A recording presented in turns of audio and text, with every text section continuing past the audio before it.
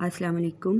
آج کا ہمارا ٹاپک ہے پاکستان میں پارلیمانی نظام کی ناکامی کی وجوہات کیا ہیں۔ سب سے پہلا ہے کہ قیادت کا فقدان ہو گیا تھا۔ پاکستان کو قائد اعظم کی وفات کے بعد کوئی بھی ایسا لیڈر نہ مل سکا جو کہ ملک کو معاشی خوشحالی اور سیاسی استحکام کی طرف لے کے جاتا۔ اس وجہ سے پارلیمانی طرز حکومت کے تقاضے کوئی بھی سیاسی رہنما پورے نہیں کر سکا۔ پھر ہے انتخابات کا نہ ہونا۔ 56 کے آئین کے تحت ملک میں عام جو انتخابات تھے ان کا ہونا بہت ضروری تھا، لیکن اسکندر مرزا جو تھا وہ جان بوجھ کر اپنی عہدے کو طوالت دینے کے لیے اس نے انتخابات نہیں کرائے۔ سیاسی عدم استحکام 1947 سے 58 تک ملک میں بہت سارے وزارتوں کا آنا جانا ملک کو سیاسی بحران کی طرف لے گیا تھا، اور بہت سارے جو تھے ہمارے رہنما یہ کہ دیکھے وہ تبدیل ہوتے رہے۔ معاشی عدم استحکام سیاسی عدم استحکام نے ملک میں معاشی بحران کو جنم دیا، جس سے عوام میں بے چینی اور اضطراب جو تھا وہ نقطہ عروج تک پہنچ گیا۔ ذاتی مفادات کا تحفظ سیاسی جماعتوں کی بے رخی کا اندازہ اس بات سے لگایا جا سکتا ہے کہ ملک میں سیاسی معاشی طور پر عدم استحکام کا شکار ہو چکا تھا، اور سیاسی زعما اور سیاستدان ذاتی مفادات کے تحفظ کے لیے ہر روز اپنی پارٹی اور وفاداریاں بدلتے تھے۔ نظریہ اور عمل میں فرق 56 کے آئین میں واضح طور پر درج تھا کہ تمام شہریوں کو روزگار کے حصول کے لیے موقع فراہم کیے جائیں گے، لیکن سیاسی لیڈروں نے دولت کے تقاضے کو چند ہاتھوں تک محدود رکھا، جس سے عام آدمی جو تھا وہ غریب سے غریب ہوتا گیا۔ صوبائی تنگ نظری مشرقی پاکستان میں کچھ بھی کوئی ترقی نہ ہونے کی وجہ سے پاکستان کا یہ حصہ معاشی طور پر بالکل بے حال تھا۔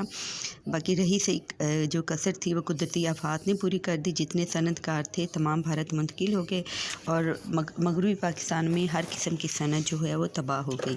لسانی مسئلہ پاکستان میں کون سی زبان سرکاری ہونی چاہیے، اردو یا بنگالی؟ تقسیم ہند کے بعد پاکستان میں اردو زبان کو سرکاری زبان دینے کا درجہ دینے کے لیے کہا گیا، لیکن اس وقت بنگالی اکثریت میں تھے اور پاکستان میں زیادہ بولی جانے والی زبان بھی بنگالی تھی، کیونکہ اردو تو صرف 2% لوگ ہی بولتے تھے۔ اس لیے بنگالیوں کا مطالبہ تھا کہ ملک میں بنگالی سرکاری زبان ہونی چاہیے۔ اس سلسلے میں بہت زیادہ ہنگامے ہوئے، اور 54 میں دو بنگالی ان ہنگاموں کی نظر بھی ہو گئی، جن کی ایک یادگار تعمیر کی گئی۔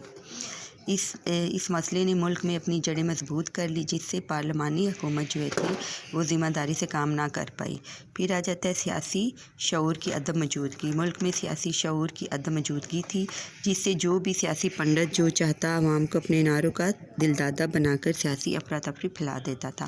جہالت قیام پاکستان کے بعد پاکستان میں جہالت کا دورہ تھا، اور کسی بھی حکومتی نمائندے نے کسی بھی تعلیمی معیار کو بلند کرنے کے بارے میں نہ سوچا، جس کا نتیجہ یہ نکلا کہ سادہ لوگ عوام نہ تو حکومتی معاملات میں دلچسپی لیتے اور نہ ہی اچھے برے کاموں کا سوچتے۔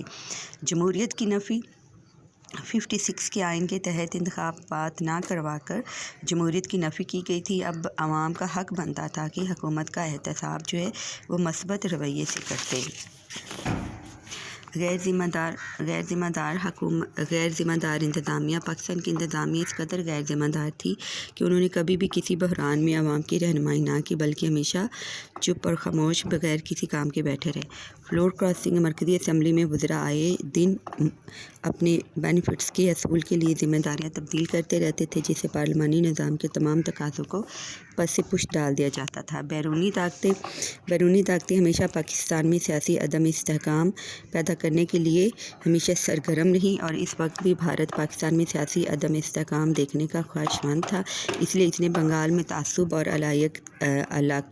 علاقائیت کے جذبات کو ابھارا، جس نے پاکستان کے پارلیمانی نظام کو بہت زیادہ نقصان پہنچایا۔ اسکندر مرزا نے ایوب خان کو مارشل لا کی دعوت دے کر اپنی نااہلی کا ثبوت دیا۔ اینڈ پہ ہم یہ کہہ سکتے ہیں کہ پاکستان میں جمہوری اقتدار کو پروان چڑھنے سے روکا گیا، اور نوبت یہ آ گئی تھی کہ حکومت جو سویلین گورنمنٹ تھی اس نے اپنی مرضی سے ہی اقتدار کو فوج کے حوالے کر دیا، جس سے پارلیمانی نظام ختم ہو کے ایک آمریت اور مارشل لا کو فروغ ملا۔ اللہ حافظ۔